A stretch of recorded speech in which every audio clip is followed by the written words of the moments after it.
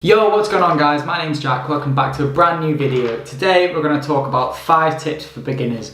Now this is a video that I quickly wanted to make because I get asked all these different questions all the time, and I thought it'd just be a helpful video I could make to help a few beginners out there. So I sat down with my dad this morning and we came up with the list of 5 tips. So there's no order of importance to these tips, but we thought we'd just write them down, highlighted a number of tips that are incredibly important throughout your career. So at number 5, we've got pre-flight checks, and this is incredibly important for anyone in the aviation industry, and I'm assuming as you're watching this, if you're a pilot, you probably already know that, so I'm not going to go into it in too much detail, but since day 1 of my paragliding course, I was taught this acronym-based pre-flight check, and it's "Will Gordy have his cat aboard today?" This is an amazing acronym that I used from day 1 of my license or my training that my dad taught me and that I later learned on my course.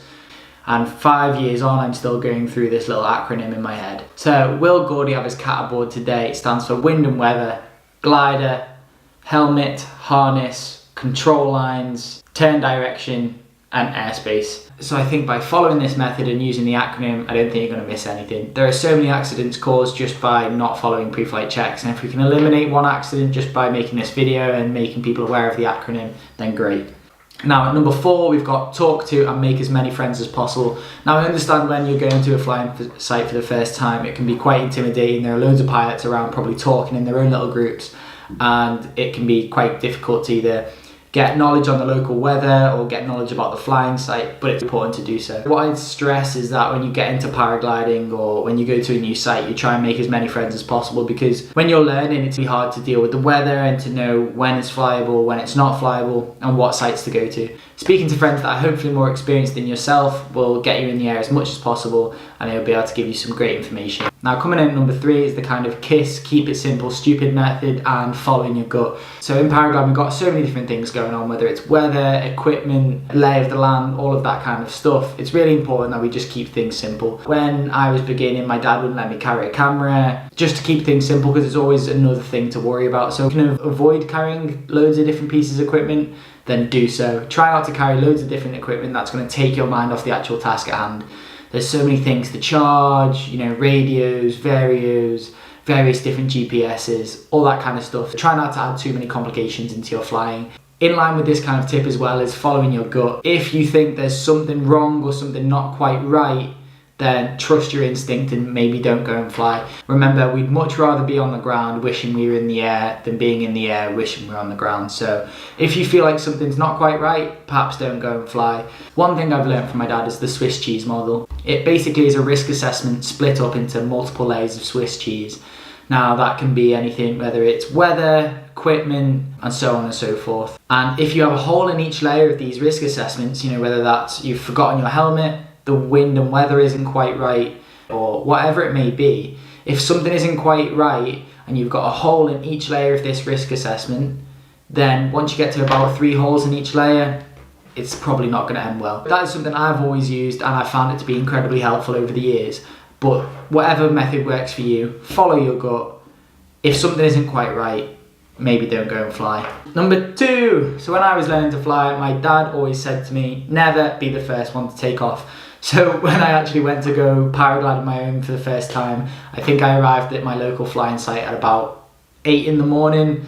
I remember my mum had dropped me off at the local flying site, and I had to wait there until literally about 10:30 that day. So I was sat there 2.5 hours and it was perfectly flyable until the guys kind of came, they set up and they started flying. So this tip is really important as a beginner. When you're in the air alone, you need to be really good at making risk assessments in real time and assessing the level of risk while you're flying and deciding whether you should or should not be in the air. This is difficult as a beginner because you've already got a lot of things concentrating on.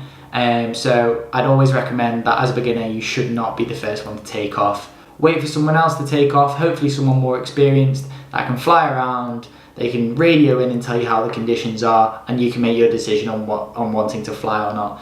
It can be very easy to be there alone, make the wrong decision and get hurt, and that in itself is another tip. Try never to be alone when you fly, always fly with someone else, because if you get into a sticky situation, you always want someone to come and help you, call an ambulance if necessary, call a helicopter if necessary. So that's tip number 2, never fly alone, never be the first one to take off. Tip number 1, this is do as much ground handling as you can. So this is, for me, is almost more important than the actual flying.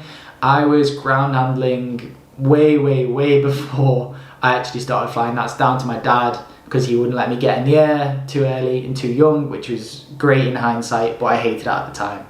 So I would say ground handle as much as possible. You can set yourself up with multiple different scenarios, whether that's ground handling behind a set of trees. I know that might sound odd, but if you're ground handling in a field that's got a set of trees in front of it, it's got lots of rotor coming off, and it's almost like SIV, you're going to get collapses, the glider's going to move to the left, the glider's going to move to the right, and you can learn how to deal with this, you know. You can learn that if you move underneath the glider's going to respond much quicker than you just using the brake. You can get a lot of experience just by being on the ground and ground handling. Many hours ground handling before you're actually flying, you're going to be a great pilot. You know, even before takeoff, if you can spend 10 minutes ground handling. Tip number 1 is ground handle as much as possible and you'll be a way safer pilot. So that's it for today's video. I just want to give 5 tips as a beginner, and I hope you all enjoyed the video. If you liked it, please leave a like, comment below if you want to see anything else or if you found this video helpful. If you enjoyed this video and you found it really helpful, please hit that subscribe button to see more content in the future, and I'll catch you all next time.